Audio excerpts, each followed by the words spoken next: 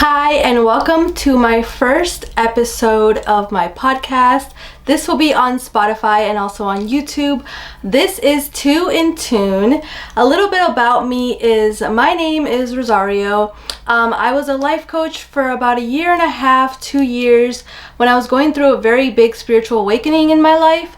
And at the time, I really didn't know what I wanted in my life. I was searching for something bigger than myself, and I found the most amazing things I could ever find. Ever since then, I always knew I had a calling for something, so I decided to make this podcast and kind of chill with you guys, talk a little bit about your spiritual awakenings, kind of what you want me to guide you in this journey, and just be there for the ride together.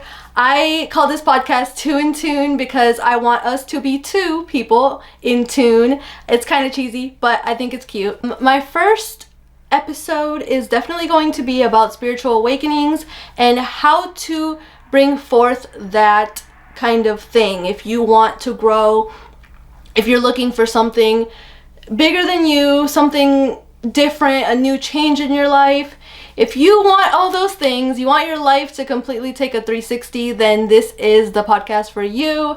I did have this YouTube channel before for more beauty things and lifestyle, and I still will be doing those types of videos, but as for now, I would be putting these podcasts on my Spotify, and I also will be making these videos. So if you guys want to step into your true self and create a wonderful, majestic world, then stay tuned. The first thing I want to talk about in this podcast is definitely your spiritual awakenings, how to bring forth those things, how to attract the things that you want to attract, and how to continue it thereafter you start your awakening.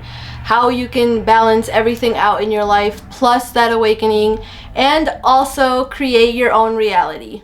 And these 6 steps are the core values that you need in a spiritual awakening and things that you have to do to grow yourself as a soul-minded person. I would say the first thing you have to do to start this is start by looking into yourself.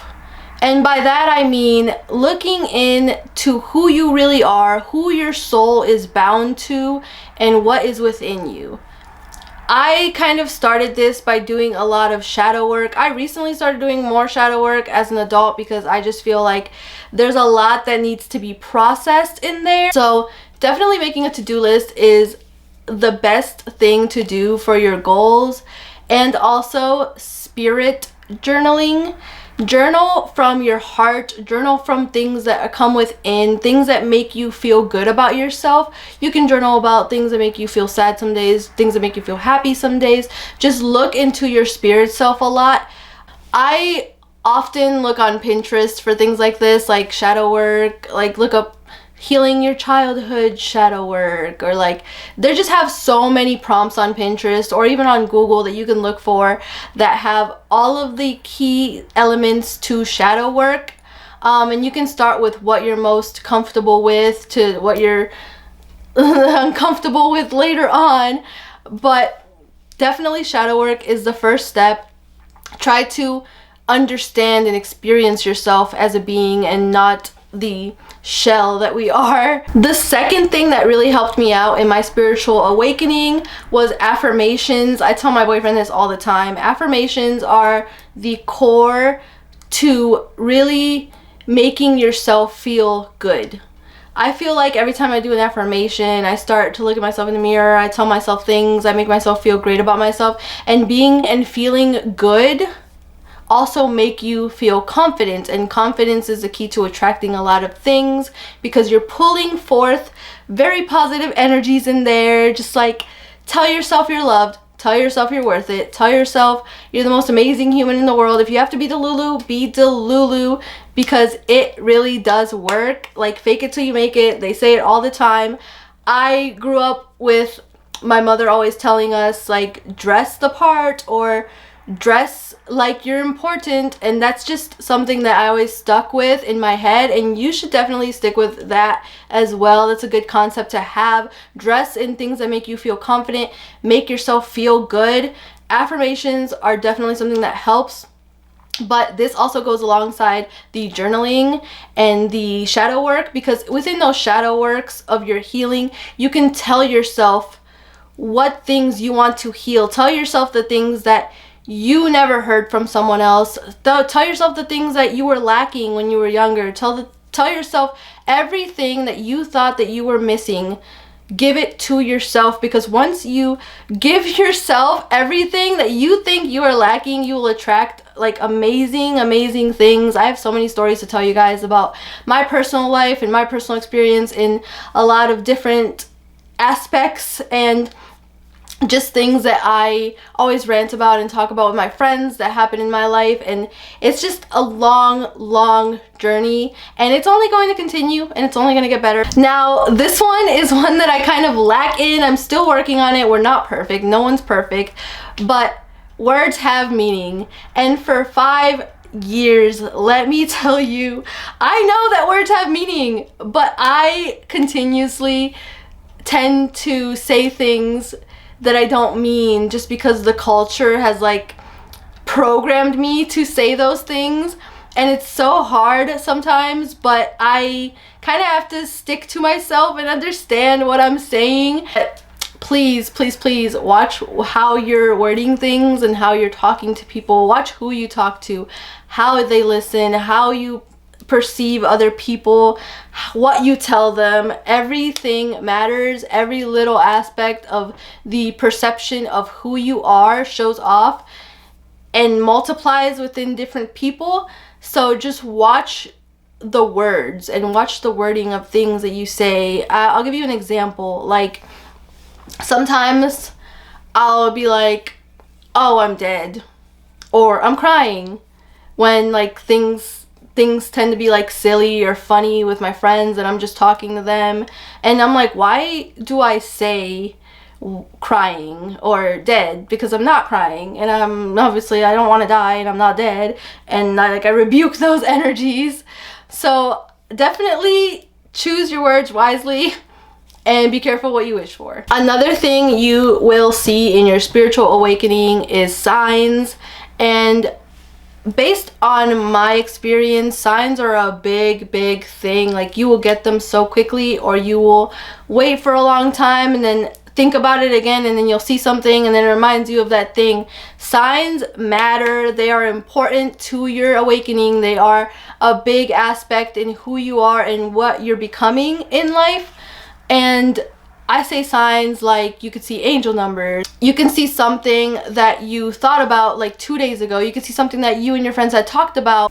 And some of the biggest signs that I have seen are definitely angel numbers. If you're watching the YouTube video, I have an angel number on my chest. It says 1111. I regretted it for a little bit, but then I kind of started liking it the more I kept seeing the number. My friend, an old coworker, told me to get it because she just noticed at work I kept seeing 1111 and 1111 all the time. And I was like, why do I keep seeing that? And I kept looking it up, and I kept reading and looking up people who have experienced that number. And it's just a number of your spiritual awakening, and your number has been like manifest. So when you see 1111, it means that your desire or your manifestation has been manifest at that point. And when I explain this to people, they're like, oh my gosh, I'm getting $1 million. Like, no, you're not getting $1 billion. It's not like that. It doesn't happen right away like that when it's something that big of a manifestation. I always explain it as the smallest little thing, because words have meaning. The smallest little thing that you could think of will manifest if you start seeing 1111 so many times, because that tiny thing could have been like, I don't know, a Snickers bar. I always use the Snickers bar as my main thing. Like, I don't know, you're like, oh, I'm really craving a Snickers bar. I don't know, I want one today. Today's the day I get one.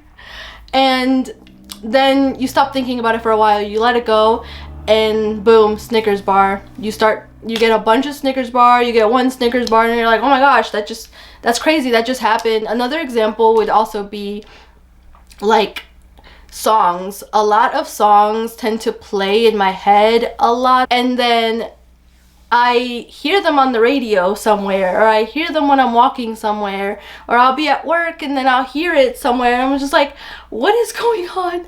Like, how did that just happen? Like, it just came forth to me without me even expecting that. It's kind of like, oh my gosh, I was just thinking about that. Oh, this is my song. Like, it happened like that for me many times in my spiritual awakening, and it was so funny. I really like that one. It's just a silly one that you're just like, oh, I love this song. But also listen to the song lyrics, because when you start taking in those lyrics, they might mean something within your journey or something that is happening within your life. So I would say that is a clear sign of the universe telling you, like, hey, you're on the right path, or like, this is happening in your life, like, get it together, stop being dumb. Now, this is the second to last one, and it is the art of letting go. And I think this is the most important aspect in this entire spiritual awakening journey, because letting go means you don't think about it, you don't care, you're not in that vibration of like, I need this, I want it so bad, you're so obsessed with it that you need it. But when you start to actually let go and not think about this thing that you want, for example, let's just say you're crying over a guy. So a lot of people tend to have those emotions over a guy or a girl that they're start a relationship with, and you just keep honing in on the thought of, well, they might be with someone else, or they're not thinking of me because they're not calling me. Stop thinking, oh my gosh, all these negative things, these people don't want me, they don't want to be with me, because how are you obsessed with this thing and you want this thing so bad, but then you want too much attention from them. You're trying too hard.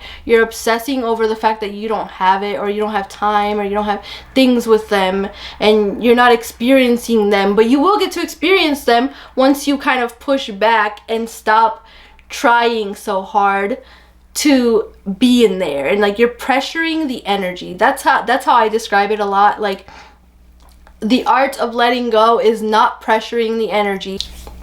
Now, I will say that's definitely one of the hardest ones to do, but it takes time. It took me about 3 to 4 years to let go of this attachment that I had on a person or a vibration, or the thought of like, oh no, what if they never talk to me?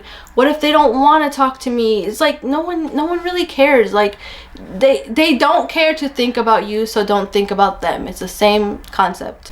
So I started recording this video for my podcast on my Spotify for podcast thing app, and I was not recording the entire time. So if I talk about my podcast on Spotify, disregard that, because this video will not be the same exact video as that first podcast. The last thing that you should do in your spiritual awakening, and I'm not saying this is the exact last thing, like you have to pinpoint and make sure that it's the only last thing that you do, because there's plenty of other things that I could talk about, but I just want to cut this video a little bit shorter and like continue to talk to you guys in other videos about different things you can do. The last thing is definitely to live in your gratitude.